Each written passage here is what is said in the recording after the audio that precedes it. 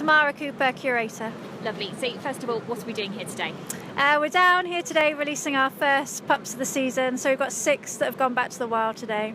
And when they first came in, what sort of injuries did they have?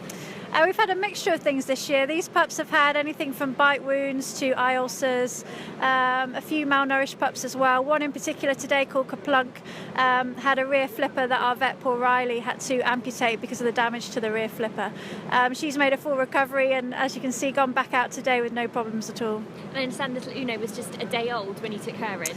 Yeah, at the start of the season we get pups that are maybe just a few days old that have been abandoned by their mums or separated through rough weather.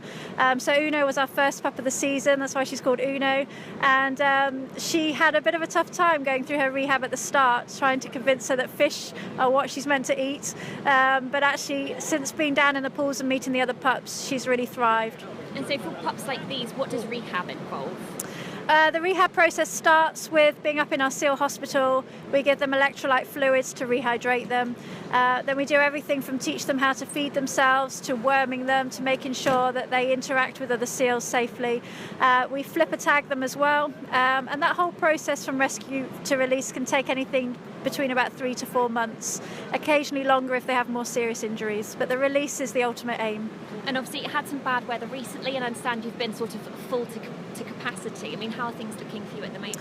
Well, the fact that we've released the first 6 is great. We've got another 5 or 6 ready to go as well. So if the weather stays as it is, then hopefully we can get them out next week as well. The outdoor pools are a chocker at the moment. So we've got room now in our Seal hospital, so if we get any new casualties, we can handle those. But at the moment, the outdoor pools are looking pretty busy. And how does this year compare to previous years? This year's on par actually with previous years. It's not too bad. We had quite a slow start to the season because the weather was so calm and mild, but as soon as the wind kicked up, that's when we started to get them in thick and fast.